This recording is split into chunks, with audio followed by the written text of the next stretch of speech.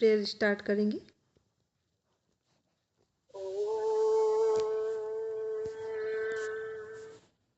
भूर्भुवस्वः तत्सवितुर्वरेण्यं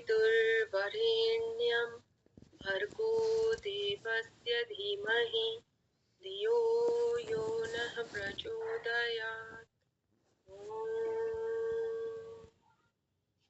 दोनों हथेलियों का घर्षण करेंगे, मुखमंडल पर स्पर्श करेंगे, धीरे धीरे नेत्र खोलेंगे। अपने अध्ययन सत्र के लिए हम तैयार होंगे।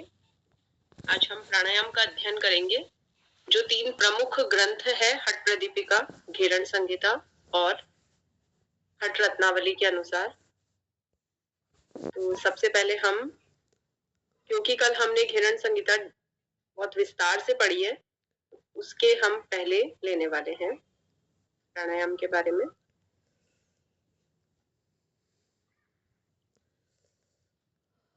ये उसी में जो प्राणायाम आपने पढ़ा होगा, तो सहित प्राणायाम के बारे में जब पढ़ा तो सगर्भ और निगर्भ 2 टाइप्स उसमें आए होंगे।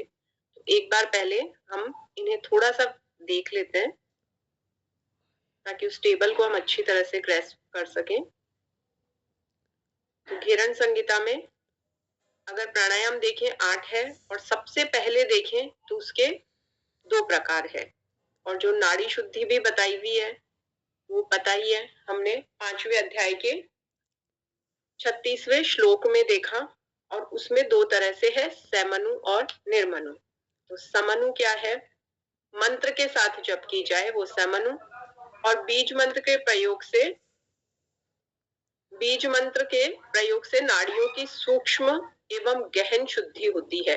तो जो उन्नत साधक होते हैं वो इसका प्रयोग करते हैं, और जो प्रारंभिक है यानी बिगिनर्स है, हम कहते हैं ना बिगिनर्स के लिए ज्यादा रूल्स नहीं है, बिगिनर्स को ज्यादा देर तक कुंभक नहीं लगाना है, तो उन्हें कहा जाता है आप निर्मनु कीजिए यानी मंत्र से रहित कीजिए। मंत्र से रहित नाड़ी शुद्धि आप करेंगे, और जो श्वास प्रश्वास करेंगे वो नाड़ियों की शुद्धि के लिए किया जाता है। बिगिनर्स को ये करना है, और जब साधना थोड़ी सध जाए तो फिर आप मंत्र के सहित कर सकते हैं। अब स्थान काल मिताहार नाड़ी शुद्धि, ये 4 बातें बताई गई है। तो कल हमने स्थान काल मिताहार और नाड़ी शुद्धि के बारे में पढ़ा था। फिर ये समनु निर्मनु आए हैं, उसके बाद ही प्राणायाम कर सकते हैं। हाँ बोलिए। जो निर्मनु है वो धोती क्रिया के साथ बताया है ना, धोती क्रिया के द्वारा जब नाड़ी शुद्धि होती है। हाँ बिल्कुल बिल्कुल, उसमें ये है, ध्यान रखना है। धौती क्रिया के साथ ये बातें पूछी जा सकती है। ये बहुत देखने में बहुत छोटी छोटी बातें हैं, लेकिन इनका हमें विशेष ध्यान रखना होगा।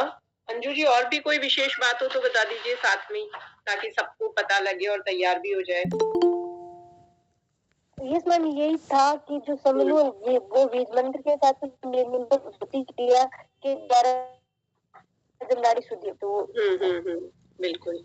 चलिए अब सहित कुंभक के प्रकार देख लेते हैं, क्योंकि हम जो 8 प्राणायाम पढ़ेंगे सहित से ही वो प्रारंभ हो रहे हैं। तो सबसे पहले सहित के बारे में प्रकार पढ़ लेंगे तो हम उसको आसानी से समझ पाएंगे। तो सगर्भ और निगर्भ, ये ग के ऊपर जो एक मात्रा लगी ना रे वाली, वो गलत है। आप उसको केवल गर्भ लिखेंगे, सगर्भ निगर्भ। तो इसमें भी बीज मंत्र के सहित किया जाए तो सगर्भ, स यानी सहित साथ में, नी यानी बिना, बगैर, विदाउट मंत्र के बिना जो कुंभक है वो निगर्भ है। अब इसमें कुछ विशेष बातें ध्यान रखनी है, इसकी आप टेबल बना लेंगे तो बहुत अच्छी तरह से लर्न हो जाएगी। वैसे आप उपनिषदों में पढ़ के आए हैं, मांडुक्य उपनिषद में ए उ मैं 3 भाग करके जब पढ़ते हैं, तीनों के देवता आपको पता है, तीनों के वर्ण आपको पता है, वर्ण यानी रंग। तो वो यहाँ देखिए कैसे करना है। सबसे पहले तो साधक सुखासन में, जो भी उसे सुखकारी लगे उस आसन में बैठे। मुख किस दिशा में रखना है? पूर्व की तरफ या उत्तर दिशा की तरफ। अब ये नेट एग्जाम है, JRF है, ऐसा भी पूछा जा सकता है, 4 ऑप्शन दे दे, दक्षिण दे दे, तो दक्षिण का त्याग करते हैं, ये विशेष ध्यान रख लेना। और कोई भी दिशा की मनाही नहीं है, थोड़ा सा दक्षिण के बारे में ऐसा कहा जाता है कि नहीं करना है। बाकी वैसे तो पूर्वाभिमुख उत्तराभिमुख लिखा है तो वही फॉलो करें। प्रथम चरण में क्या होगा? बोलेंगे, आकार का जाप करेंगे, तो ये 16 बार है। अब इसमें देव कौन से हैं? ब्रह्मा जी। इसमें गुण कौन सा है उनका? रजोगुण। ये हम यूनिट 3 में भी पढ़ के आए हैं कि ब्रह्मा जी का कार्य सृष्टि की उत्पत्ति तो रजोगुण से प्रभावित है, तभी कुछ क्रिएशन कर पाते हैं ना। वर्ण कौन सा है वहां पे? लाल रंग है। फिर जब द्वितीय चरण में आएंगे, कुंभक लगाएंगे, तब सत्व प्रधान विष्णु का ध्यान करना है। अब यहाँ विष्णु जी का वर्ण श्याम दे दिया है। उकार, श्वास रोक के देखिए, रेशियो कल भी डिस्कस हुआ था ना, 1:4:2 का रेशियो है, यानी 16 इनहेल होल्ड किया तो 64 चौगुना होल्डिंग, और एक्सेल कितना नीचे लास्ट में देखिए 32 दिख रहा है, तो दुगने समय में। अब यहाँ आपने ये देख लिया श्याम वर्ण। अब आगे आ जाइए तृतीय चरण में, जब मकार बीज मंत्र होगा तो वहां तमोगुण प्रधान शिव है, उनका वर्ण शुक्ल है, और दाई नासिका से श्वास रेचन प्रारंभ हम बाई से करते हैं, अनुलोम विलोम भी करते हैं, तब क्या करते हैं? बाई ओर से ही प्रारंभ करते हैं ना, और फिर रेचन इधर से किया है। तो इसमें फिर से जो विलोम क्रम होगा वो क्या होगा? दाई नासिका से 16 बार बीज मंत्र जप के साथ पूरक, फिर 64 बार वही जप के साथ कुंभक लगाना है, और फिर 32 बार जप के साथ क्या करना है? रेचन करना है। तो इसमें विशेष नोट जो दिया है वो देखिए, ये विधि नाड़ी शुद्धि प्राणायाम के समान है, बिल्कुल वैसी ही है, लेकिन अंतर क्या है? बीज मंत्र का प्रयोग किया गया है। सगर्भ कहेंगे, समनु नहीं आएगा, ये ब्रैकेट में जो है इसे आप गलत मान लीजिए, मत लिखना, केवल सगर्भ लिखना। समनु तो नाड़ी शुद्धि का प्रकार है, ठीक है, तो सगर्भ कहेंगे। अब निगर्भ क्या है फिर? बिना कुंभक, बिना बीज मंत्र के, तो वो क्या है? सुखासन में बैठे, बायां हाथ ये जो है इसकी जो हथेली है उसको पलट के बाएं घुटने पे रखें, पूरा कुंभक रेचक तीनों क्रियाएं करनी है उसी तरह से। यहाँ बीज मंत्र का नहीं करना है कोई प्रयोग। अब बीज मंत्र कौन से हैं वो याद रखने वाली बात है, और प्रश्न पूछा भी जा सकता है, क्योंकि अभी ये जो जून 25 का हुआ था ना, उसमें नाद के समय जो मंत्र था बीज मंत्र, उसका क्रम पूछा गया था, तो हो सकता है इस बार ये पूछ ले। तो ये आपका होमवर्क है, आपको बहुत कॉन्शियसली, वैसे तो आपने स्टडी की होगी, सबने नोट्स में लिखा होगा, बट कल जब क्लास बिगिन होगी तो हम सबसे पहले यही पूछेंगे कि पूरक के समय, रेचक के समय कौन सा बीज मंत्र है।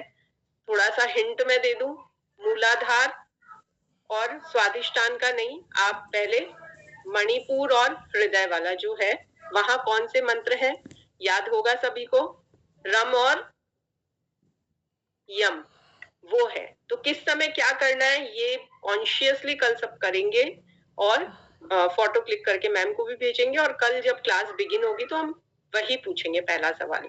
तो ये आपका होमवर्क है। इतना हमने क्लियर कर लिया कि जो सगर्भ और निगर्भ है वो कैसे कितना करना है। इसमें ये भी ध्यान रख लीजिए, अभ्यास 1 से 100 बार तक किया जा सकता है।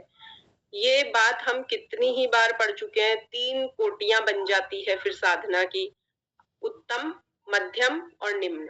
निम्न को अधम भी कह सकते हैं, ऐसा नहीं है निम्न लिखा है तो अधम नहीं कह सकते। अब इसमें क्या माना जाएगा? उत्तम वाला जो 20, 80, 40 का रेशियो लेता है वो श्रेष्ठ है। मध्यम कौन सा है? 16, 64, 32 वाला। और निम्न कौन सा है? जो 12 में इनहेल, 48 में जो कुंभक करता है, और 24 में जिसका रेचन होता है। अब इसमें सिद्धियां भी है, इसी के साथ ही देख लीजिए, ये जो टेबल बनाएंगे इसमें सिद्धि भी लिख लेंगे। क्या होगा इसमें? भूमि त्याग कहाँ होगा? अब भूमि का त्याग ये नहीं है कि सच में उड़ने लग जाए, मतलब शरीर और मन इतना हल्का हो जाता है कि ऐसा अनुभव होता है कि हम भूमि से ऊपर उठ गए हैं, वो उत्तम कोटि मानी जाएगी। मध्यम कोटि कौन सी मानी जाएगी? स्वेद आना, सही है? पसीना आएगा? नहीं, स्वेद वाला है वो निम्न में है। मध्यम में होगा कंपन होना, और कंपन कहाँ? मेरुदंड में, ठीक है, तो वहां वाइब्रेशन जो फील है, तो ये इन तीनों की आपको सिद्धि भी साथ में ही लिख लेंगे, और इस तरह से टेबल बना के जब हम पढ़ेंगे तो चीजें काफी इजी हो जाती है और लॉन्ग टर्म हमें याद रहती है। तो ये देख लिया हमने, निगर्भ क्या होता है, मंत्र से रहित होता है, मंत्र नहीं है। तो इसकी सिद्धि मात्रा नियंत्रण और नियमित अभ्यास के द्वारा संभव है। अब फल भी देख लीजिए। सहित प्राणायाम, सहित के ही ये दो भाग पढ़े हैं ना हमने, सगर्भ निगर्भ।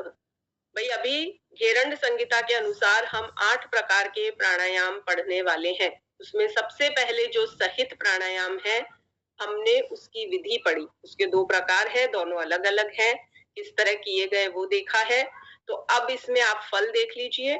साधक को आकाश में विचरण करने की शक्ति प्राप्त हो जाती है, समस्त रोगों का नाश हो जाता है, कुंडलिनी शक्ति जागृत होती है, समाधि की सिद्धि होती है और चित्त में एक विशेष प्रकार का सुख और आनंद अनुभव होता है।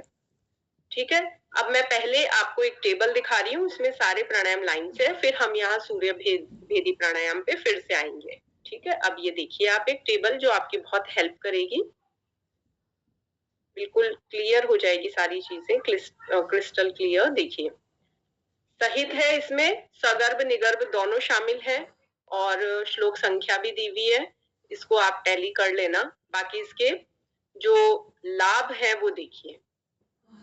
सहित की विधि अभी हम देख के आए हैं, सगर्भ निगर्भ की।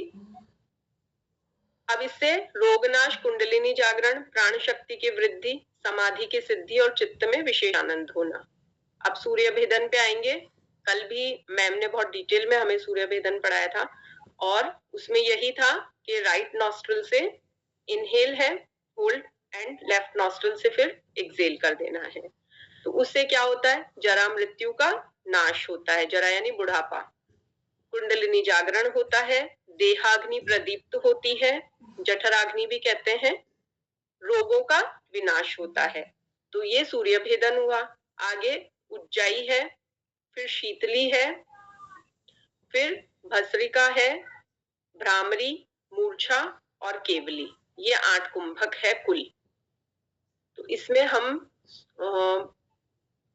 सहित के दोनों देख चुके, अब हम सूर्य भेदन को थोड़ा सा डिटेल से देखेंगे। ठीक है, ऊपर जैसे इसकी जो विधि और लिखा हुआ है ना, वो थोड़ा सा आप देख लीजिए क्या करना है। पहले विधि देख लीजिए। ये साधक क्या करेगा, दाई नासिका से वायु को अधिक से अधिक मात्रा में भरेगा पूरक, फिर लगाएगा जालंधर बंद। कुंभक को कितने समय तक होल्ड रखना है, नखों से लेके सिर के बालों तक पसीना ना आ जाए तब तक, और फिर लेफ्ट नॉस्ट्रल से एक्सेल कर देना है। तो ये इसमें विशेष बात है, पूरक इसमें दाई नासिका से ही किया जाता है और रेचक इसमें बाई नासिका से ही किया जाता है। ये इसका एक विशेष इसकी एक बात है। अब आएंगे उज्जाई पे। उज्जाई में क्या करते हैं, दोनों नॉस्ट्रल से इनहेल, लेकिन वो वायु पूरी, वैसे हम क्या कहते हैं एब्डोमेन तक ब्रीदिंग करेंगे, इसमें वो नहीं करना है। यहाँ पे कंठ प्रदेश में उसको होल्ड करके रख लेना है और फिर कॉन्ट्रैक्ट करना है प्रॉपरली, अच्छे से वो साउंड जो क्रिएट करते हैं। तो इसकी जो विधि है वो ये वाली है। और इसमें फिर एक्सेल कहाँ से कैसे करना है, इसमें भी जालंधर बंद लगाना है। बताइए, बुक खोल रखी है सबने, पुस्तक में देखिए जालंधर बंद लगा है इसमें या नहीं लगा है। बस ये ही छोटी छोटी बातें ध्यान रखने की है, क्योंकि हम अभ्यास कर चुके हैं इन सबका, लेकिन इन छोटी छोटी बातों में हम अक्सर कंफ्यूज्ड हो जाते हैं, जो हमें नहीं होना है। और ये जब आप पढ़ेंगे ना सूर्य भेद, तो इसमें आप प्राण और उपप्राण भी पढ़ लेंगे साथ ही में। ये 63, 64, 65, 66 नंबर के जो श्लोक है ना 5वें अध्याय में, वहां आपको प्राण और उपप्राण पढ़ लेने, अलग नहीं है, वही है, सेम ही है। तो उज्जाई प्राणायाम 70-71 में है, देखिए इसमें क्या है, नासाभ्याम वायु आकृष्य मुख मध्ये च धारयेत्, हृद गलाभ्याम समाकृष्य वायुं वक्त्रे च धारयेत्, मुखम प्रक्षाल्य संवद्य कुर्यात् जालंधरम ततः आशक्ति कुंभकम कृत्वा धारयेद विरोधतः। देखिए आगे इसमें जालंधर बंद की बात आ गई है। हृदय प्रदेश व गले का संकोच सिकोड़ते हुए दोनों नासिकाओं से वायु को अंदर भरें, मुख के बीच में ही धारण करें, मुख में वायु को चलाएं और उसी वायु को अंदर धारण करके जालंधर बंध लगाना है। वायु को बिना किसी विशेष प्रयास के कुछ समय तक अंदर ही रोके। अब इसके लाभ देख लीजिए। इससे साधक के सभी कार्य सिद्ध होते हैं। कफ रोग, अपान वायु दूषित जब हो जाती है, अगर अपान वायु दूषित होगी तो खाना नहीं पचेगा, अजीर्ण हो जाएगा, अपच हो जाएगा। आमवात यानी किसी किसी होता है ना, खाना खाने के बाद फ्रेश होने जाना पड़ता है, फील होता है उन्हें और वो जाते हैं अक्सर। और टीबी, क्षय रोग भी बताया। देखिए, अगर कफ कंट्रोल होगा, अगर किसी का कफ बहुत बड़ा है, लॉन्ग टर्म उसको खांसी है, तो कहीं ना कहीं ट्यूबरक्लोसिस का रूप भी ले लेती है। खांसी, ज्वर, प्लीहा आदि रोगों का नाश करता है। तो यहाँ कुछ चीजें अगर कम रह गई है तो आप बुक से टैली कर सकते हैं। वैसे इस टेबल में दिख रही है आपको, कफ रोग नाशक है, वायु विकार का शमन है और अपच नाशक है। आमवात, ज्वर और प्लीहा सेम आ रहा है। चलिए अब आगे बढ़ेंगे। शीतली, जिह्वया वायुमाकृष्य च उदरे पूरयेच्छनहि क्षणं च कुंभकं कृत्वा नासाभ्याम रेचयेत पुनः। जीभ से वायु को धीरे धीरे खींचते हुए पूरे पेट को वायु से भरे। इसके कुछ पल उस वायु को अंदर रोके और नासिका के दोनों छिद्रों से बाहर निकाल दे। तो इसके लाभ क्या है? देखिए, यह प्राणायाम क्या होता है? मंगलकारी होता है, कल्याणकारी होता है और साधक को अजीर्ण, अपच, कफ और पित्त से संबंधित रोग कभी भी नहीं होते हैं। तो कफ और पित्त दोष आ रहा है, ठीक है। भस्त्रिका देखेंगे अब आगे। भस्त्रिका लोह कारणम यथा क्रमेण संभ्रमेत तथा वायुं च नासाभ्याम उभाभ्याम चालयेच्छनहि एवं 20 वारं च कृत्वा कुर्याच्च कुंभकं तदन्ते चालयेद वायुं पूर्वोक्तम च यथा विधि। लोहार की धौंकनी बिना रुके जिस तरह से निरंतर वायु को अंदर लेती है, बाहर छोड़ती है, उसी तरह से साधक नासिका के दोनों छिद्रों से वायु को लेवे और छोड़े, लेवे और छोड़े। ये जो श्री श्री रविशंकर जी वाला है ना, वहां पे स्पेशली करवाते हैं और वहां बिगनर्स को भी करवा देते हैं।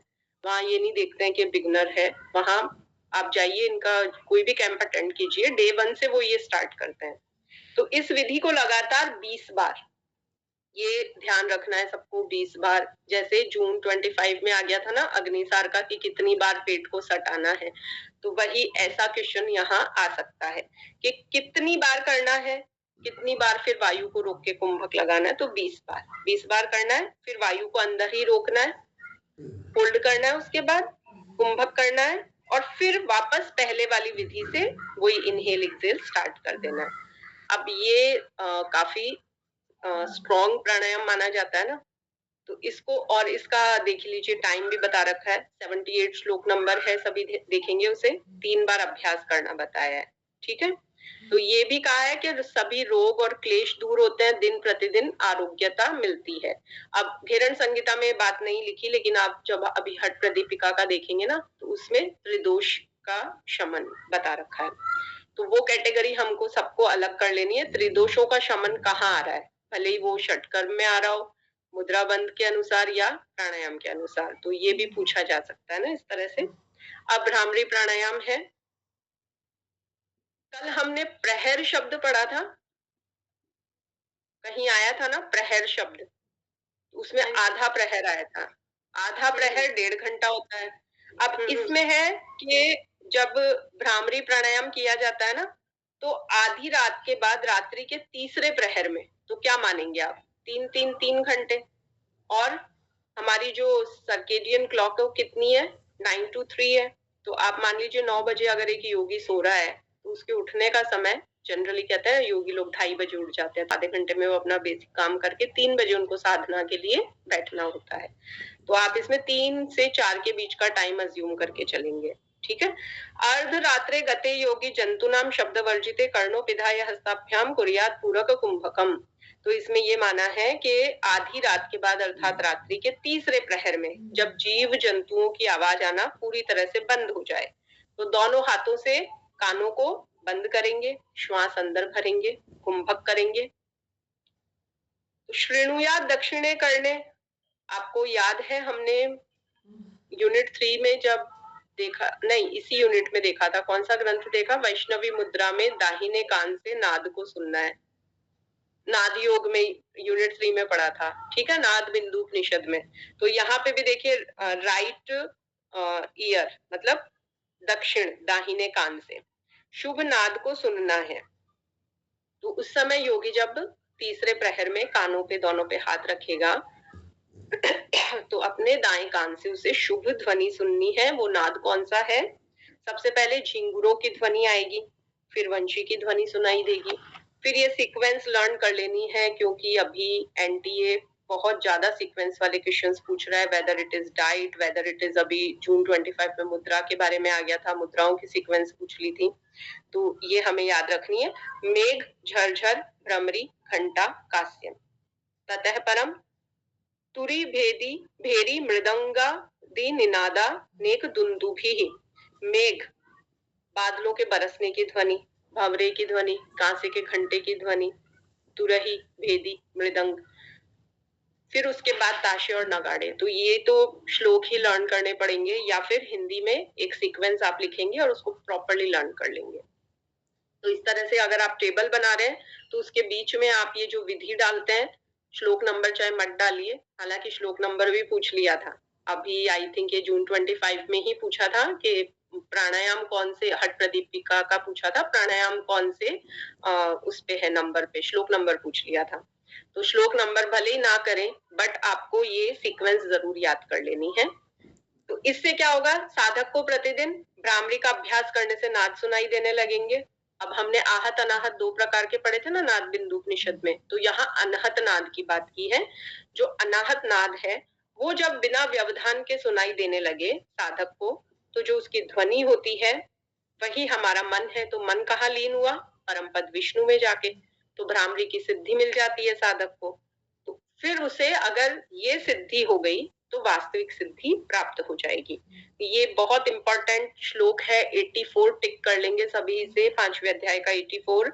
जप से 8 गुना ज्यादा प्रभावी ध्यान होता है, ध्यान से भी 8 गुना अधिक प्रभावशाली तप होता है, और तप से भी 8 गुना ज्यादा प्रभावी नाद होता है। नाद से ज्यादा प्रभावी कुछ नहीं है।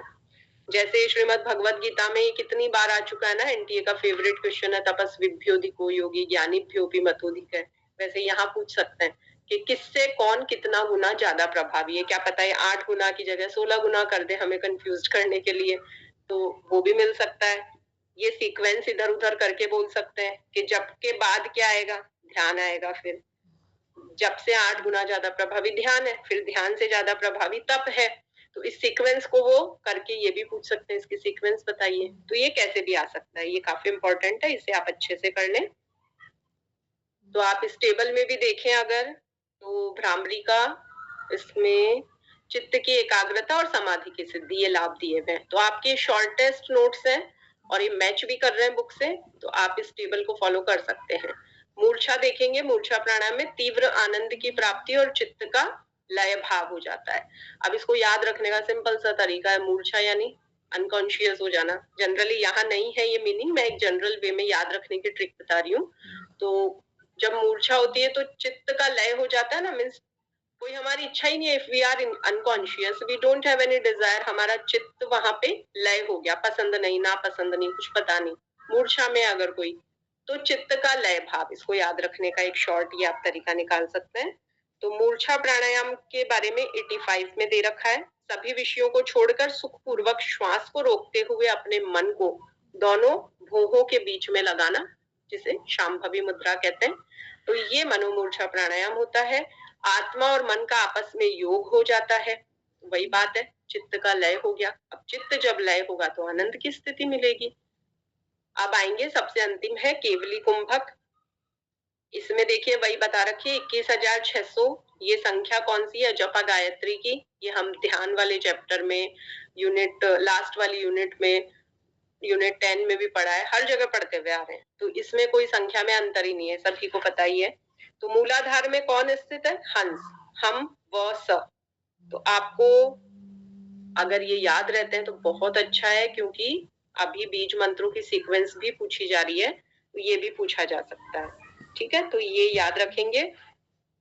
हंस में हम व स का आवागमन मूलाधार चक्र में हृदय कमल, हृदय प्रदेश, दोनों नासिका छिद्रों, तीनों के संगम से आता जाता है। तो शरीर की लंबाई कितनी है? 96 अंगुल, ये हमने पढ़ा था अभी इसी यूनिट 5 में ही पढ़ के आए हैं।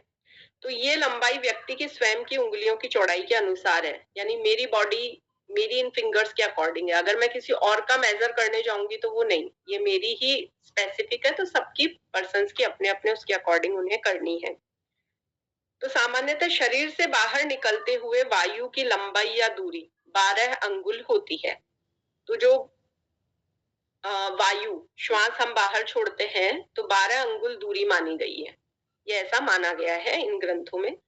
तो मुनि घेरंड कह रहे हैं अगर कोई गाना गा रहा है तो वो 16 अंगुल हो जाएगी, फिर भोजन कर रहा है तो 20 अंगुल हो जाएगी, पैदल चल रहा है तो 24, 4 बढ़ते जा रहे हैं देखिए, और नींद के समय यह दूरी 30 अंगुल हो जाती है, और संभोग क्रिया करते हुए और भी ज्यादा 36 अंगुल हो जाती है। शारीरिक व्यायाम में और भी इससे आगे चली जाती है। तो स्वाभाविक रूप से अगर दूरी कम है तो आयु ज्यादा होगी। अब जैसे वही कछुए और खरगोश का उदाहरण ले लो कि कछुआ जितना स्टेबल रहता है उतना ज्यादा जीता है, और खरगोश जितनी ज्यादा उछल कूद करता है उतना वो कम जीता है। तो हम अगर केवल अपनी ब्रीदिंग पे कंसंट्रेट करेंगे तो हमारी जो श्वास है वो केवल और केवल कितने 12 अंगुल तक दूर जाएगी। तो उससे हमारी कंसंट्रेशन भी अच्छी रहेगी, हमारी शक्ति का ह्रास नहीं होगा। और अगर हम कोई ऐसा काम कर रहे हैं, वर्ल्डली अफेयर्स कर रहे हैं, तो हमारी श्वास दूर तक जाएगी।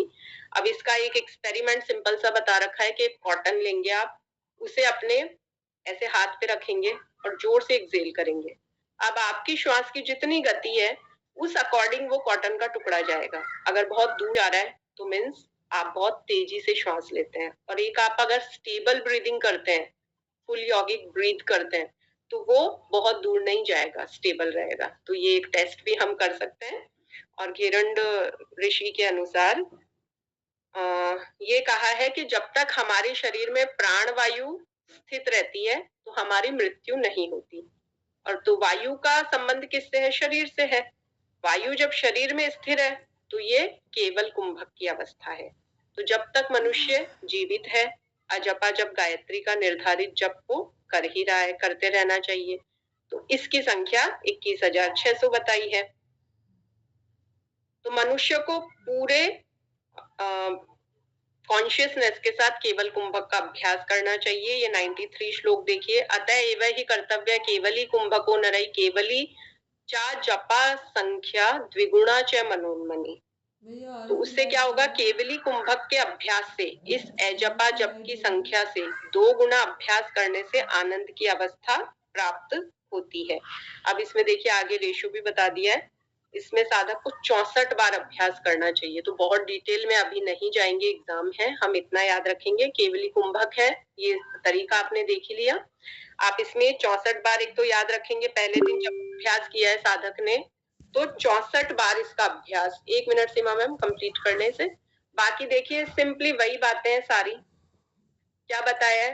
8 बार अभ्यास न कर सके वो 5 बार अभ्यास करेंगे। इसका थोड़ा सा देखिए तरीके अलग हैं। और जो कुंभक में बता रखे हैं ना, 4 बार अभ्यास बता रखा है, प्रातः, मध्य, साय और अर्धरात्रि। यहाँ थोड़ा अलग बता रखा है। साधक को अभ्यास बढ़ाना है। प्रतिदिन केवल कुंभक का अभ्यास हर 3-3 घंटे में 1 बार, और पूरे दिन में कुल 8 बार इसका अभ्यास करना है। 8 बार जो योगी अभ्यास नहीं कर सके वो 5 बार करेगा। अब किस किस समय करना है? प्रातः काल, दोपहर, सायकाल, आधी रात, और रात्रि के चौथे प्रहर, फिर सुबह 3 बजे से 4 बजे। और इसमें थोड़ा सा विशेष है ये। इस प्रकार प्रत्येक 5वें दिन में इसके अभ्यास में 1 बार की वृद्धि तब करनी चाहिए जब तक कि इस जपा जप की संख्या में वृद्धि होकर इसमें सिद्धि नहीं मिल जाती। तो हर 5वें दिन इंक्रीज करते जाना है इसको। तो फर्स्ट डे कितना है? 64, फिर आगे कोई नंबर नहीं दिया है। ये है कि हर 5वें दिन इसे साधक अपने हिसाब से बढ़ाता जाएगा, वृद्धि करता जाएगा। तो केवल कुंभक जब सिद्ध हो जाता है तब क्या लाभ होता है? पृथ्वी पे ऐसी कोई चीज नहीं है जो उसे सुलभ ना हो, ऐसी कोई सिद्धि नहीं है जो योगी नहीं पा सके, कोई सिद्धि उसके लिए अप्राप्य नहीं है। he can achieve anything, everything. तो इसमें भी देखिए जरा मृत्यु का नाश हो जाता है, सभी कार्यों की सिद्धि, और ये परम सिद्ध अवस्था मानी जाती है। सीमा मैम बोलिए। रचना जी थोड़ा सा मेरे को कुंभक और केवल कुंभक में डिफरेंस बता दीजिए थोड़ा सा बस। चलिए, कुंभक का मतलब तो रोकना ही है ना, कुंभक का मतलब। बिल्कुल बिल्कुल। और केवल कुंभक का मतलब ऑटोमेटिक जैसे भी रुक रहा है वो नहीं, गलत हूँ मैं। नहीं, जब आप ये सारे सिद्ध कर लिए ना, तब आप केवली पे आ जाते हैं। ठीक है, आपका सहित सिद्ध हो गया, बहुत अच्छी तरह कर लिया आपने। ये पूरी लिस्ट है, मान लीजिए आप, तो ये इनिशियल लेवल पे इतना मान लीजिए कि सातों प्राणायाम आपने बहुत अच्छी तरह से अभ्यास कर लिए। सबसे पहले नाड़ियों की शुद्धि की, फिर उसके बाद आप ये एडवांस पे आए। ये सब जब सिद्ध हो जाते हैं तो योगी ऐसी स्थिति में आ जाता है कि फिर वो केवली कुंभक करने लगता है, वो ऑटोमेटिकली होगा। ठीक है, अभी इसमें इतना सा बताया है, अभी आप एग्जाम दे के पहले दिन 64 बार, फिर हर 5वें दिन वो उसे बढ़ाएगा। वैसे जनरली साधक को 4 बार करने को कहा है प्राणायाम का अभ्यास, इसको 5 बार का है। तो प्रारंभ में तो वो इसको इस अकॉर्डिंग करेगा, बाद में वो इस लेवल तक सिद्ध हो जाता है कि उसे कोई एफर्ट नहीं करने होते हैं, अपने आप होता है। तो आप ये मान के चलिए केवली कुंभक जब ये 7 सिद्ध हो जाए तो अपने आप जब होने लगे और साधक बिल्कुल ऐसी स्थिति में पहुंच जाए कि उसे जरा मृत्यु का भी कोई भय नहीं रहे, उसके लिए कुछ भी दुर्लभ ना रहे, ये सिद्धों की स्थिति हो गई है, उसको सारी सिद्धियां भी मिल गई है। ठीक है, तो पृथ्वी पे ऐसी कोई सिद्धि नहीं है जो उसे नहीं मिली है। तो ये बहुत एडवांस है, एडवांस में भी वो जो बिल्कुल लास्ट स्थिति आ जाती है ना, बिल्कुल कैटेस्ट्रॉफ आ जाता है, वहां की बात हो रही है ये। क्लियर? और कुंभक तो सिंपली जो भी प्राणायाम करते हैं हम, कुंभक तो हम खुद भी रोजाना सुबह जब प्राणायाम करते हैं तो रोकते हैं ना, उसे होल्ड करते हैं, वो कुंभक है। तो ये मान के चले हम कि हमने घेरण संगीता के जो 8 प्रकार के कुंभक है वो समझ लिए हैं। एक मिनट रचना जी, 1 मिनट रुकेंगे, एक बार सब लोग क्लियर कर ले। रचना जी ने जो बोला एकदम सही, बस एक छोटा सा पॉइंट इसमें कनेक्ट नहीं हुआ है। कुंभक को ध्यान रखेंगे, एक कुंभक वो जो हम लोग रोकते हैं इनसाइड या आउटसाइड, दूसरा जितने प्राणायाम हैं उनको भी कुंभक कहेंगे। ठीक, यहाँ कोई कंफ्यूज नहीं होना। जितने, ये क्वेश्चन में भी इस तरह का क्वेश्चन पूछा जा चुका है, जितने हमारे प्राणायाम हैं हठ योगी ग्रंथों में या अदर ग्रंथों में, उन्हें भी कुंभक कहा जाता है। और जब हम रोकते हैं अंतः कुंभक या बहिर्कुंभक, जहाँ भी श्वास को रोक रहे हैं उसे भी कुंभक कहेंगे। ठीक, एक ये कॉन्सेप्ट हो गया। दूसरा जो केवली प्राणायाम है उसका मीन्स हुआ कि जब हम जैसे कछुआ है, उसकी अपनी श्वास ऑटोमेटिक फिक्स हो गई है और वो इतनी फिक्स है कि जिसमें उसकी आयु लगातार बढ़ रही है। ठीक है, तो केवली का मतलब हो गया कि एफर्टलेस। ये सारे रचना जी ने सारी चीज़ें कवर कर दी, केवल एक चीज़ नहीं कवर हुई थी, वो ये कि प्रॉपर जब हम, जैसे होता है ना कि एक व्यक्ति को पता ही नहीं, वो नेचर के साथ कनेक्ट हो चुका है, अब उसे एफर्ट नहीं लगाना पड़ रहा है। संत महापुरुषों को ये नहीं करना पड़ता है कि हमें सच बोलने के लिए कोई प्रयास करना है। ठीक है, और अभी हम लोग कुछ बात करेंगे तो हमें किसी के सामने बोलना, तो हम क्या कहेंगे कि अच्छा इनके सामने खड़े तो यहाँ बिल्कुल सच बोलना है, यहाँ झूठ नहीं बोलना है। ठीक है, तो जो काम अपने आप सहज भाव में होने लगे वो सब केवली कुंभक में कनेक्ट हो जाएगा जाकर। ठीक है, चलिए रचना आगे कनेक्ट कर।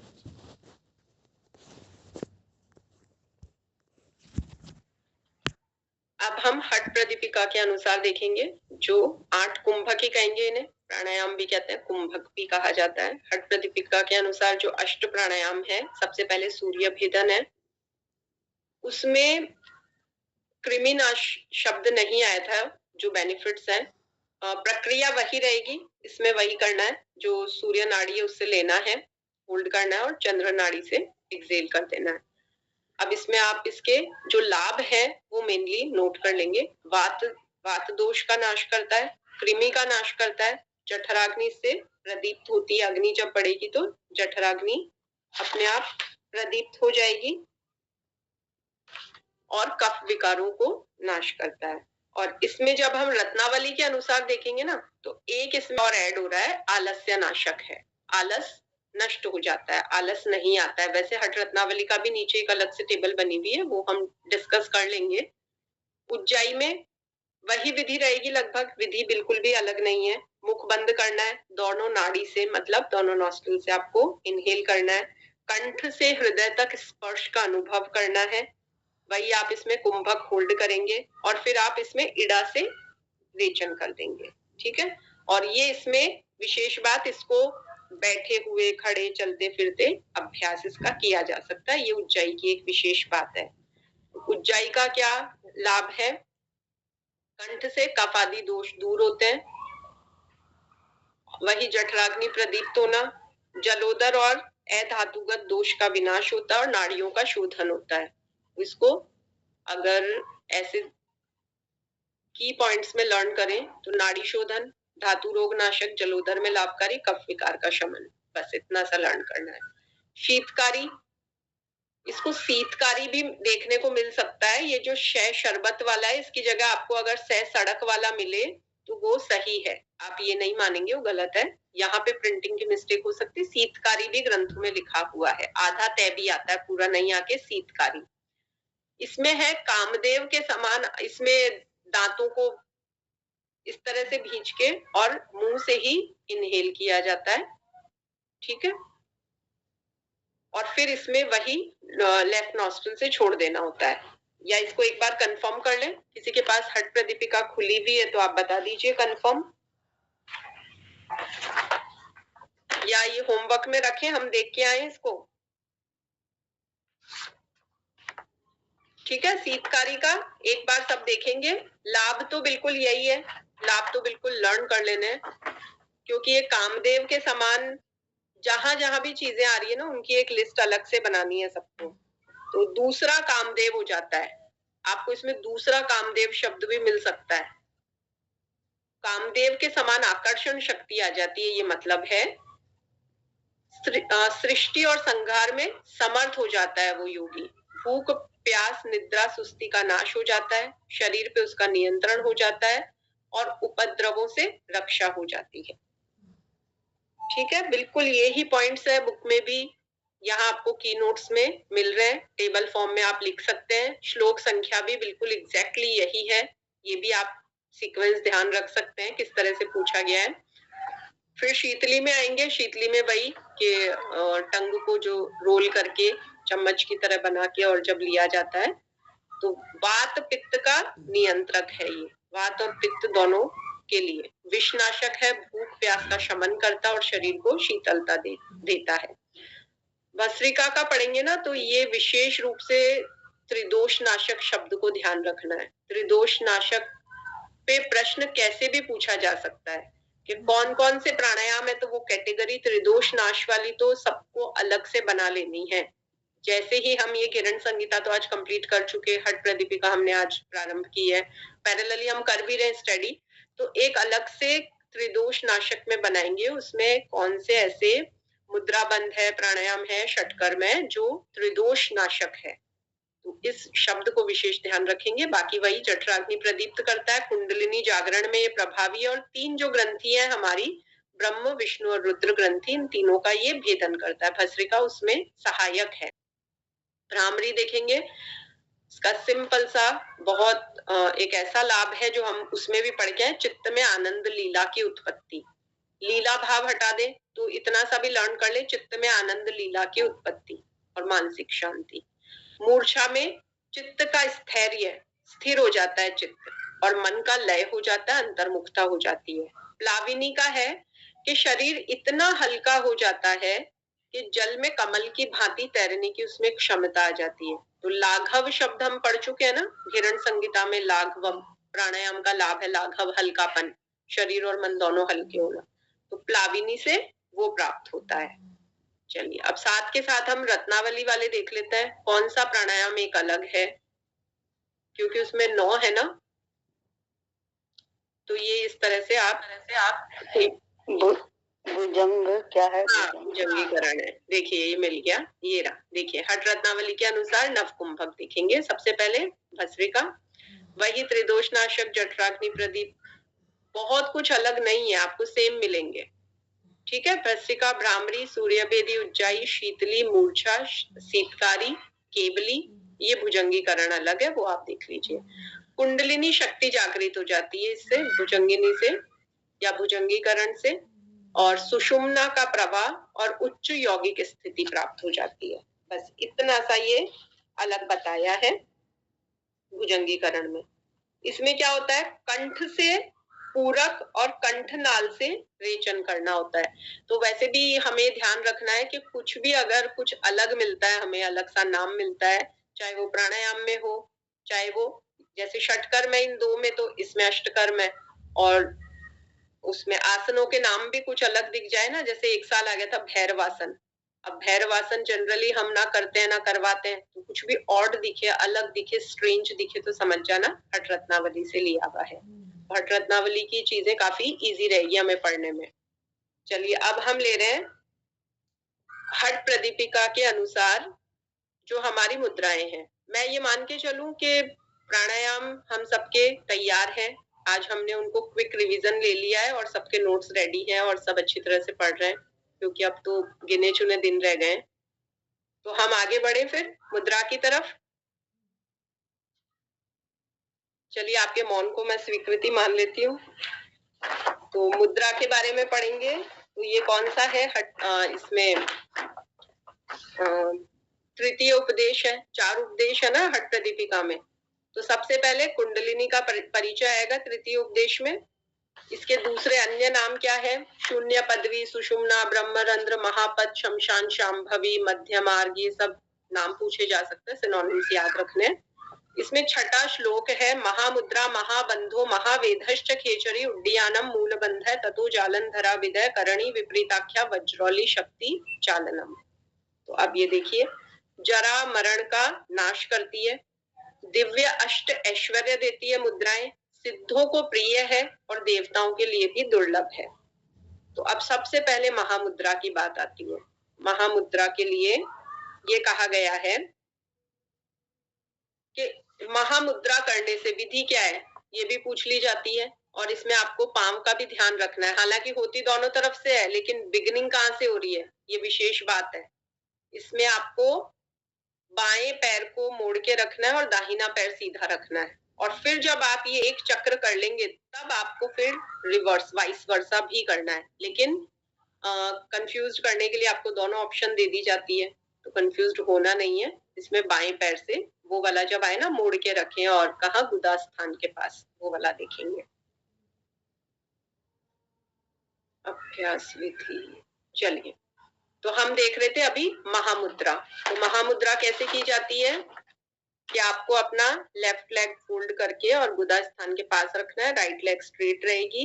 फिर आपको अपने हाथों से उस पांव के अंगूठे को पकड़ते हुए श्वास अंदर लेनी है और जालंधर बंध लगाना है और मूल बंध ऑटोमेटिकली लगेगा, ग्रंथ में लिखा नहीं है, लेकिन निश्चित सी बात है कि जब आप इनहेल करेंगे और आगे की तरफ आप झुके हुए हैं, अब जैसे सिंहासन ही है, त्रिबंध अपने आप ही लग जाते हैं ना, पोजीशन ही ऐसी लेते हैं हम कि तीनों बंद ऑटोमेटिकली लग रहे हैं उसमें, क्योंकि उसमें हम आवाज जब यहाँ से क्रिएट करेंगे तो फिर अपने आप ही होती है वो चीजें।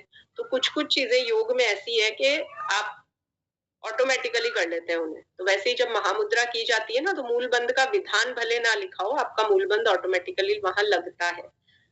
तो महामुद्रा के फायदे बिल्कुल लाइन से लर्न कर लेंगे। नीरस वस्तु भी रसयुक्त हो जाती है, कोई नीरस बात है उसमें भी आपको उस वस्तु में भी रस आने लगेगा, विष भी अमृत के समान पाचक हो जाएगा। तो आपका उसमें उड्डीयान बंद लिखा नहीं है, लेकिन ऑटोमेटिकली जब होगा तो वो वहां भी फायदा देगा। तो आपका डाइजेस्टिव फायर इतनी अच्छी क्रिएट हो जाएगी कि विष भी किसी ने ले लिया हो तो अमृत के समान वो पाचक हो जाएगा। अपथ्य ले लिया हो, नहीं खाने की चीज अगर खा लिए गलती से, तो वो भी प्रभावहीन है। ट्यूबरक्लोसिस, कुष्ठ, ये स्किन डिजीज नाम अगर आ जाए तो ये महामुद्रा से रिलेट करेंगे। कुष्ठ क्या होता है, स्किन पे वो लेप्रेसी टाइप हो जाना, कुष्ठ रोग, तो ये आ चुका है। वहां पे चर्म रोग आया था। अब चर्म शब्द देख के सब कंफ्यूज्ड हुए होंगे जिन्होंने भी वो ईयर अटेम्प्ट किया कि चर्म रोग तो कहीं पढ़ा ही नहीं, मुद्रा में तो ऐसी कोई बात ही नहीं है। तो ये शब्द है ना, सिनोनिम्स आके ही हमें हमारी नॉलेज वही असली चेक होती है। तो कुष्ठ शब्द आ जाए तो समझ जाना महामुद्रा की बात है। गुदावर्त, गुल्म, अजीर्ण, और ये चर्म शब्द मैंने इसमें लिखा भी है मेरे नोट्स में। बाकी कुष्ठ आ गया तो आप चर्म रोग समझ लेंगे वहीं पे। क्लियर? तो हम माने महामुद्रा के फायदे हमें पता है। अब आप आएंगे महाबंध पे, इसमें 18, 19, 20, 21, 22 ये श्लोक डील हुए हैं। अब इसमें हट प्रदीपिका में क्या कहा गया है, ईड़ा, पिंगला, सुषुम्ना जो तीन है ना, उनके नाम क्या रखे गए हैं। ईड़ा का है गंगा, पिंगला का है यमुना और सुषुम्ना का है त्रिवेणी, और ये जो भ्रूमध्य है हमारा, इसे केदार कहते हैं।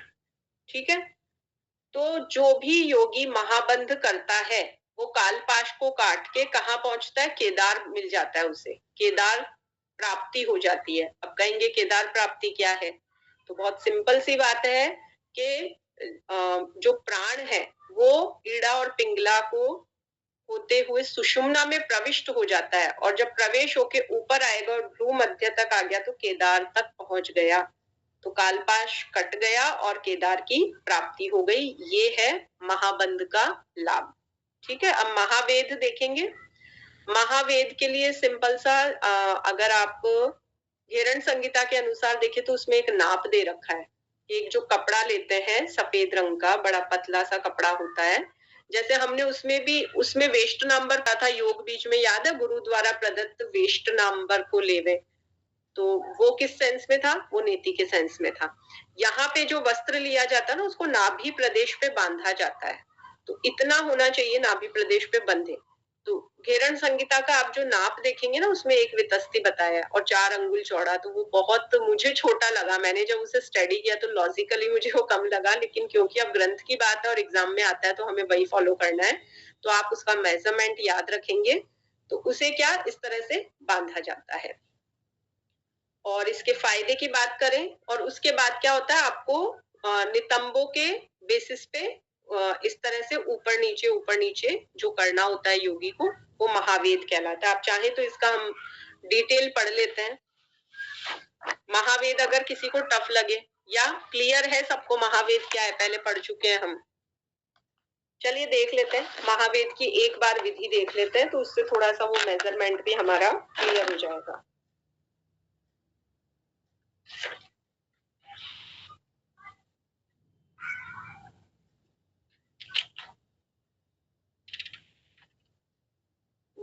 यस,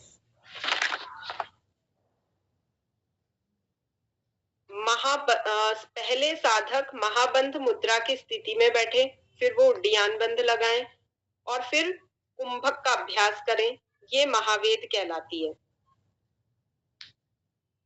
ये मैं पढ़ रही हूँ इसके अकॉर्डिंग, घेरण संहिता के अकॉर्डिंग। ठीक है,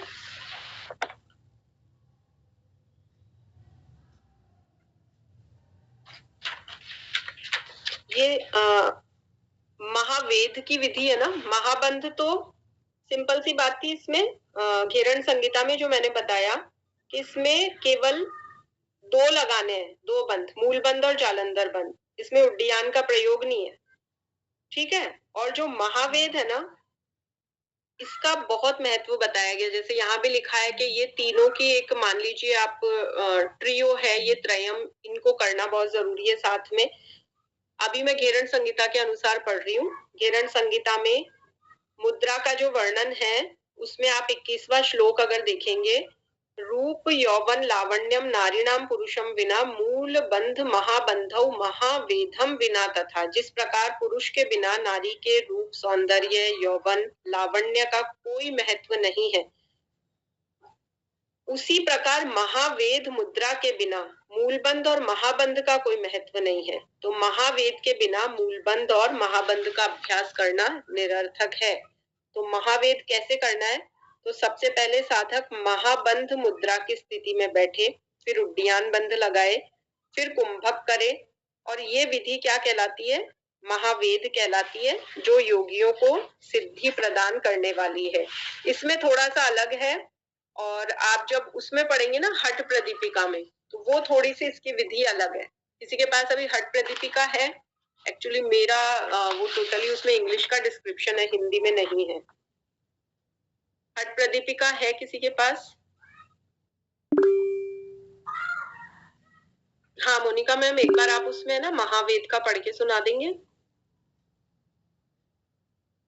इसमें रचना जी लिखा है कि जिस प्रकार यौवन संपन्न सुंदरी स्त्री पुरुष के बिना फल रहित है, वैसे ही महामुद्रा और महाबंध ये दोनों ही वेद महावेद के बिना फलहीन है। साधक महाबंध लगाकर एकाग्रचित्त होकर पूरक करके श्वास प्रश्वास की गति को कंठ मुद्रा जालंधर बंध के द्वारा रोक कर कुंभक कर ले और दोनों हथेलियों को अच्छी तरह जमीन पर लगाकर तुला के समान उठकर नितंब को हल्के एवं धीरे से भूमि पर पटके। ऐसा करने से वायु दोनों पुटों इड़ा और पिंगला को छोड़कर सुषुम्ना में गतिशील होता है। बस ये मेन डिफरेंस है, बेसिक जो याद रखना है सभी को। हठ प्रदीपिका में इसकी विधि ये अलग से दी हुई है, घेरण संहिता में बहुत सामान्य सी विधि है, लेकिन यहाँ पे नितंबों को उठाकर नीचे पटकना, तो इससे मध्य में वायु गति करती है। बस ये ध्यान रखना है इसमें। तो इसके लाभ लगभग एक जैसे हैं। मुख्य क्या है? वलित पलित शब्द याद रखेंगे सब। कौन सा शब्द याद रखेंगे हम? वलितम पलितम। ये बाल जो पक जाते हैं, सफेद हो जाते हैं और झुर्रियां पड़ जाती है, ये उनके संदर्भ में बात कही गई है। ठीक है, तो ये तीनों हमने त्रय पढ़े, ये हम पढ़ रहे थे अभी हठ प्रदीपिका के अनुसार, क्योंकि हठ प्रदीपिका की सीक्वेंस क्या है? महामुद्रो, महाबंध, महावेधश्च, खेचरी। अब खेचरी पे आ जाएंगे। खेचरी के लिए जो टेक्निकल वर्ड्स काम में लिए गए हैं वो सबको पता होगा। गोमांस, अब गोमांस शब्द पढ़ के ऐसा कंफ्यूज्ड नहीं होना है, गाय के मांस की बात नहीं है खेचरी की, ये टंग की बात है। और इसमें अमर वारुणी यानी वो जो रस स्रावित होता है उसे अमर वारुणी कहा है। तो ये हठ प्रदीपिका के अनुसार है। तो इसमें खेचरी के जो श्लोक है वो 31 से 53 तक है हठ प्रदीपिका में। ओके, अब इसमें क्या लिखा है? आधा क्षण अभ्यास भी किया तो विष, रोग, मृत्यु, वृद्धावस्था से मुक्ति मिल जाएगी।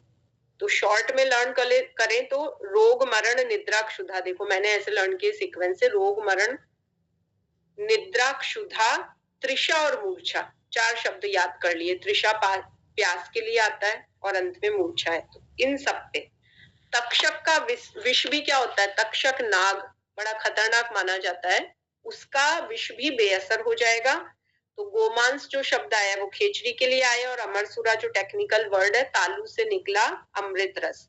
अब आप इसी को अगर उसमें उठाएं, हालांकि इसकी सीक्वेंस थोड़ी अलग है, यहाँ तक तो खेचरी इसी में आ रहा है, महावेद के बाद ही खेचरी है। आप साथ में एक बार वो भी उठा लें। जो चीजें 10 कॉमन है ना, वो 10 हम कॉमन ही पढ़ लेते हैं साथ साथ में। हमने अब घेरण संहिता उठाई है, वहां क्या लिखा हुआ है खेचरी मुद्रा के बारे में? लगभग वही आ रहे हैं, बस उसमें ये जो विशेष बात है वो देखिए आप। ये सीक्वेंस हम लर्न कर लेंगे तो अच्छा रहेगा। सबसे पहले लवण रस, फिर क्षार, फिर तिक्त, फिर कषाय, नवनीत घृत क्षीरम, दधि तक्र मधुनी च, द्राक्षा रसम च पीयूषम जायते रसनोदकम। तो दिन प्रतिदिन अलग अलग रस साधक को अनुभव होंगे। सबसे पहले लवण का अनुभव होगा, फिर क्षार का अनुभव होगा, फिर तिक्त जैसे कोई काली मिर्च खा ली हो, कषाय जैसे हरड़, बहेड़ा, गूलर आदि कोई खाद्य उसने खा लिया हो। उसके बाद साधक को अगला स्वाद आएगा मक्खन, घी, दूध, दही, तक्र यानी लस्सी, शहद, अंगूर का रस, और अंत में अमृत जैसे रसों का अनुभव या उत्पत्ति होती है। तो खेचरी के बहुत सारे ये फायदे हैं। और विधि जो कल मैम ने बताई थी, मक्खन से दोहन होना और लोहे की चिमटी से कर्षण खींचना, और उसके बाद भी इसमें वो जो नीचे थोड़ा सा उसको काटा जाता है वो भी, तो जिह्वा लंबी करना। तो जब हमारे तालू के जो भीतर वो कुहर है, छेद है, उसमें से होती हुई खेचरी यहाँ भ्रूमध्य में पहुंच जाए, वो इसकी सिद्धि मानी जाती है। और फिर जो अलग अलग स्वाद प्राप्त होने लगते हैं, और ये सारी बातें मूर्छा, क्षुधा, तृष्णा, आलस्य ये कुछ भी नहीं होंगे, जरा मृत्यु नहीं होगी, देव जैसी देह हो जाएगी, ये घेरण संहिता में कहा गया है। न अग्नि न दह्यते, अग्नि उसे जला नहीं सकती उस साधक को, न शोषयति मारुतः, वायु उसे सोख नहीं सकती, और न देहम क्लेदयन्त्यापो, पानी का कोई असर नहीं, वायु का असर नहीं, किसी भी तरह का कोई सांप काट ले वो उस पे असर नहीं। ये 28, 29 इस नंबर के श्लोकों में घेरण संहिता में खेचरी के लाभ दिए हुए हैं। तो खेचरी के लाभ लगभग दोनों में एक जैसे हैं, तो हम कंफ्यूज ना हो। और ये काफी इम्पोर्टेंट भी है, क्योंकि बहुत इंपॉर्टेंट माना है इसे। देखा, एकम बीज है। एक बीज कौन सा है जिससे सृष्टि उत्पन्न होती है? एक मुद्रा खेचरी, एक देवता निरालंब और एक अवस्था मनोन्मनी। सबसे बेस्ट उच्च अवस्था मनोन्मनी है, वैसे ही सबसे जो अच्छी मुद्रा मानी गई है वो खेचरी मानी गई है। ठीक है, अब हम बढ़ेंगे आगे, उड्डयन बंध देखेंगे। उड्डयन बंध की विधि सबको पता है लगभग, अग्निसार हमने पढ़ाई है। अग्निसार उसका प्रिपरेटरी है, और फिर जब उड्डयन बंध लगाया जाता है तो उसे दोनों ग्रंथों में एक शब्द आया, मृत्यु मातंग केसरी। मृत्यु रूपी हाथी के लिए सिंह के समान है वो। ठीक है, नियमित अभ्यास से ऐसा में मृत्यु टल जाती है, वृद्ध भी युवा दिखने लगता है। उड्डयन बंध कोई लगाता है और 6 महीने अगर उसने अभ्यास कर लिया तो उसे मृत्यु पर विजय प्राप्त हो जाएगी। तो इसमें कौन से नंबर पे है? देखिए, अभी क्योंकि सीक्वेंस भी इम्पोर्टेंस रख रही है ना, यहाँ सबसे पहले ये घेरण संहिता के अनुसार लगाई है मैंने। देखिए, 25 प्रकार की मुद्रा है। महामुद्रा हम पढ़ चुके हैं, नभो मुद्रा अभी हमने नहीं पढ़ी है, क्योंकि पहले हम कैटेगराइज कर रहे हैं। जो 10 हट प्रदीपिका में है वही हम यहाँ डील करेंगे, उसके बाद हम जो बाकी शेष रहेगी वो अलग देख लेंगे। उड्डयन, जलंधर, मूलबंध, महाबंध, महावेद, खेचरी। तो इस फर्स्ट में ये पहले श्लोक में जितने भी नाम है ना, नभो मुद्रा एक ऐसी है जो घेरंड में है, हट में नहीं है। अभी हट के अकॉर्डिंग चल रहे हैं, तो हम आगे ले लेंगे। उड्डयन बंध देख लीजिए। उड्डयन बंध के फायदे हमने इसके अनुसार देख ही लिए, और हट प्रदीपिका में इसे सभी बंधों में श्रेष्ठ कहा गया है। अब हम देखेंगे घेरण संहिता के अनुसार। ठीक है, घेरण संहिता में कहाँ पे है ये? प्रारंभ में ये तीसरे नंबर पे। अभी जून 25 में सीक्वेंस आ गई थी। तो महामुद्रा, नभो मुद्रा, अब आ जाइए उड्डयन बंध पे। देखिए, सेम वैसा ही कुछ लग रहा है, वही विधि है, कोई ज्यादा डिफरेंस नहीं है। उड्डयन बंध से प्राण ऊर्जा निरंतर ऊपर की ओर ऊर्ध्वगामी होती है। उड्डयन बंध मृत्यु रूपी हाथी के सामने शेर के समान है। ये सबसे विशिष्ट है। साधक को बिना किसी विशेष प्रयास के अनायास ही मुक्ति और मोक्ष की प्राप्ति हो जाती है। बिल्कुल कोई मुझे तो ज्यादा डिफरेंस लगा ही नहीं इसमें, काफी इजी रहेगा हमें ये लर्न करने के लिए। अब आ जाएंगे हम 25 प्रकार की मुद्राएं जो इसके अनुसार है घेरंड में, और हट प्रदीपिका में सीक्वेंस कह रही है मूलबंध पहले है, उड्डयन के बाद मूलबंध है। ये इसमें श्लोक नंबर है 60, 61, 62, 63। 4 श्लोकों में इसको डील किया है, इसकी विधि को, और 64 से इसके फायदे बताए। उसमें है जठराग्नि प्रदीप्त हो जाती है, पथ्य अधिक मल कम। ये बाकी के ग्रंथ जितने भी है ना, गोरक्षनाथ जी वाले भी, उनमें भी सब में यही फायदे बताए गए हैं। पथ्य अधिक मलकम, युवा, इवन जो यूनिट 3 के ग्रंथ है उनमें भी, जो भी उपनिषद है उनमें भी यही फायदे हैं। प्राण और अपान की एकता, सेम बिल्कुल वैसे के वैसे ही आ रहे हैं, तो ये काफी इजी रहेगा लर्न करने में। और घेरण संहिता में देखिए मूलबंध के बारे में, इस मुद्रा के अभ्यास से, एक मिनट, मूलबंध मुद्रा और फल वर्णन। बुढ़ापे को खत्म करने वाली है। जो भी व्यक्ति इस जीवन रूपी समुद्र को पार करने की इच्छा रखता है वो एकांत स्थान पे जाए, स्थिर मन से मूलबंध का अच्छी तरह अभ्यास करे। तो इस मुद्रा से साधक के सभी बंधनों का नाश होता है, प्राण वायु की सिद्धि उसे प्राप्त होती है।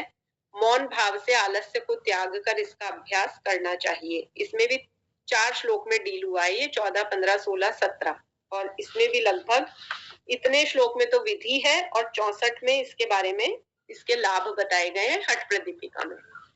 चलिए अब आगे बढ़ेंगे। अब हम इससे आगे देखेंगे जालंधर बंध।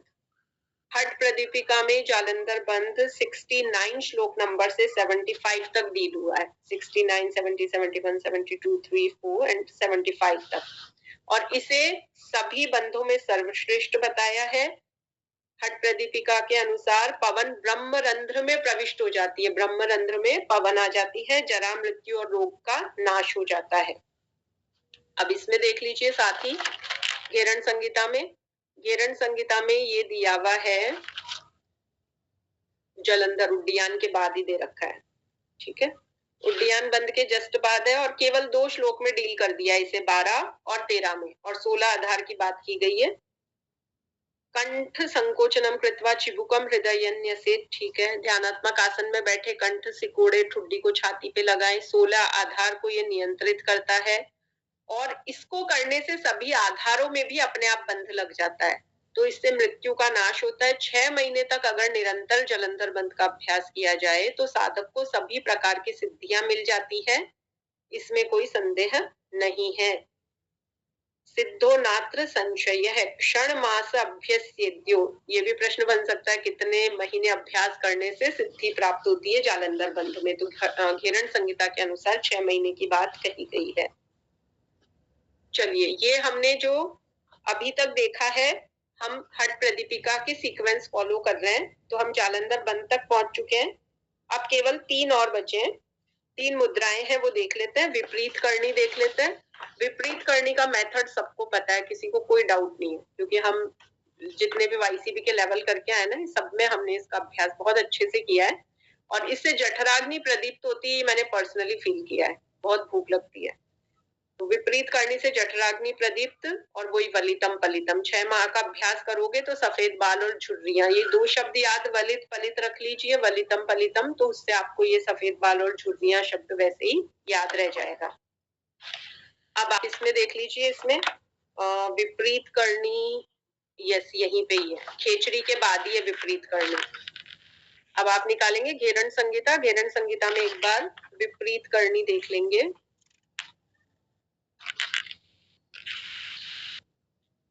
हम्म, 33, 34, 35 और 36 में इसका फल है। 33, 34, 35 श्लोक नंबर में तो इसकी विधि दी हुई है और बिल्कुल सेम है, कुछ भी अलग नहीं है। अब 36 में आएंगे। जो योगी विपरीत करनी मुद्रा की साधना प्रतिदिन करता है, जो इसमें सिद्धि प्राप्त करता है, वो पूरे विश्व में सिद्ध पुरुष कहलाता है।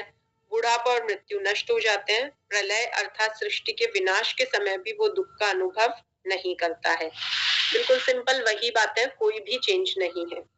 अब हट प्रदीपिका के अनुसार आएंगे वज्रौली में। वज्रौली के जो लाभ बताए हैं ये 82 से शुरू है, श्लोक नंबर 82 से वज्रौली प्रारंभ हो गई है, जो 98 तक लगभग चल रही है। 82 से 98 इतना लंबा डील किया है क्योंकि इसके 2 टाइप्स बताए हैं हट प्रदीपिका में। क्या नाम है? अमरोली और सहजोली। अमरोली, सहजोली।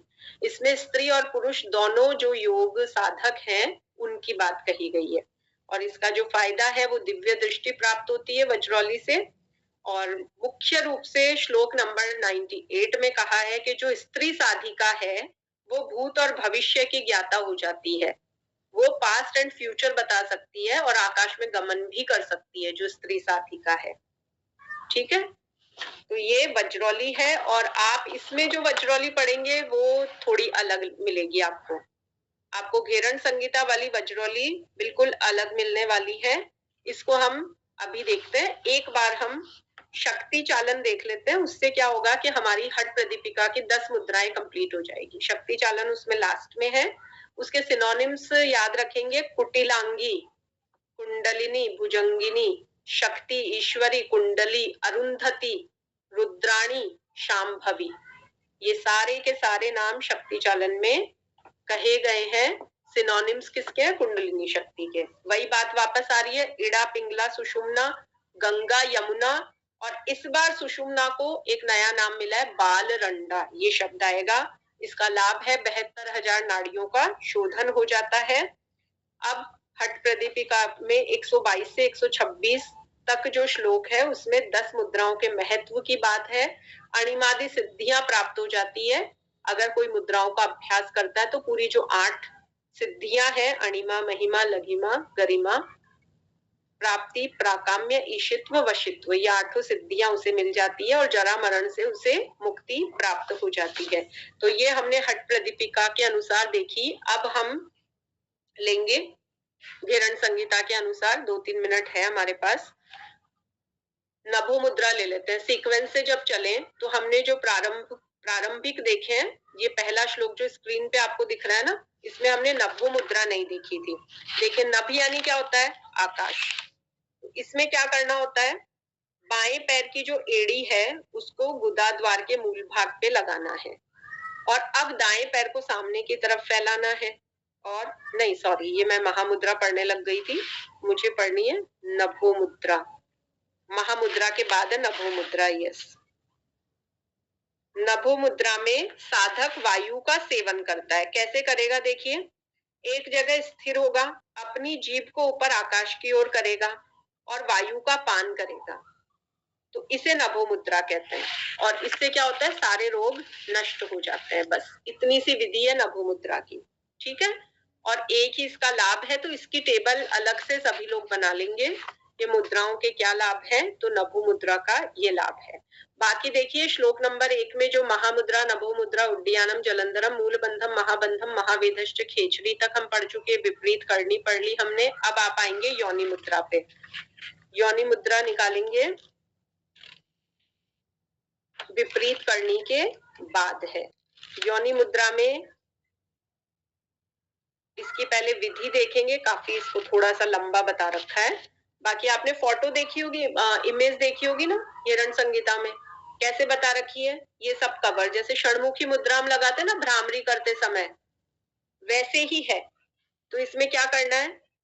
अपने कानों, आंखों, नासिका, मुंह को किससे? अंगूठे, तर्जनी, मध्यमा, अनामिका से ढक लेना है, ठीक है। और जो कनिष्ठिका है उससे मुंह को, लास्ट वाली जो स्मॉल फिंगर है उससे अपने मुख को भी कर लेना। षणमुखी मुद्रा में मुख को नहीं करते हैं, इसमें मुख को भी कर लेना है। अब क्या करना है? काकी मुद्रा, कव्वे के समान जो चोंच बना के प्राण वायु को अंदर भरना है और उसको अपान वायु से मिला देना है। और फिर हुम, हंस, इन मंत्रों के द्वारा जो षट चक्र है हमारे, उन पे ध्यान करते हुए अपनी कुंडलिनी को जागृत करने का प्रयास करना है। तो स्वयं को इसमें क्या अनुभव करना है? साधक को शिव और शक्ति का मिलन पृथ्वी पर ही एकांत में रहते हुए साधक अपने को ब्रह्मा का अंश माने कि मैं ब्रह्मा का अंश हूँ और परमानंद की अनुभूति करे। और योनि मुद्रा बहुत गोपनीय है, ये मोक्ष की प्राप्ति करवाने वाली है। और इसको करने से देखिए कितने अल्टीमेट फायदे हैं। ब्रह्म हत्या, गर्भपात यानी भ्रूण हत्या किसी ने की हो, मदिरापान, गुरु की पत्नी के साथ समागम किया हो, इन पापों से मुक्त हो जाता है। तो जितने भी घृणित पाप है उन तक से भी मुक्ति मिल सकती है योनि मुद्रा से। तो ये विधि और इसका लाभ सभी लिख लेंगे। तो आज का होमवर्क ये है कि कल जैसे हमने सबने कुंभक पढ़े थे, आज हम मुद्राओं की जो एक प्रिपरेशन है वो कर लेंगे। टाइम हो चुका है। अकॉर्डिंग टू हट प्रदीपिका हम 10 मुद्राएं देख चुके हैं। अकॉर्डिंग टू घेरण संहिता हमने लगभग ये यहाँ तक योनि मुद्रा तक हम पढ़ चुके हैं। वज्रौली और ये आगे आप पढ़ के आएंगे, बाकी कल इनको हम फाइनल कर लेंगे, ठीक है। चलिए प्रार्थना के लिए बैठेंगे सभी। कमर गर्दन एक सीध में रखते हुए, आंखें कोमलता से बंद, गहरी श्वास लेनी है।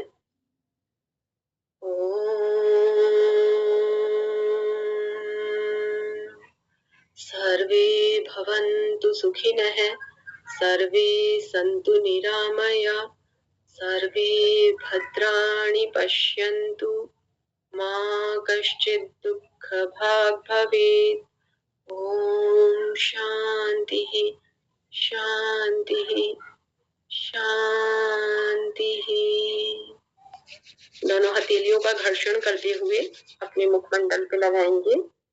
ये भावना करेंगे अध्ययन सत्र से मेरी प्रज्ञा का ऊर्ध्वोन्मुखी हो। धीरे धीरे टिमटिमाते हुए अपने नेत्र खोलेंगे। हरिओम। नमस्ते रचना जी, सभी को प्रणाम। हरिओम।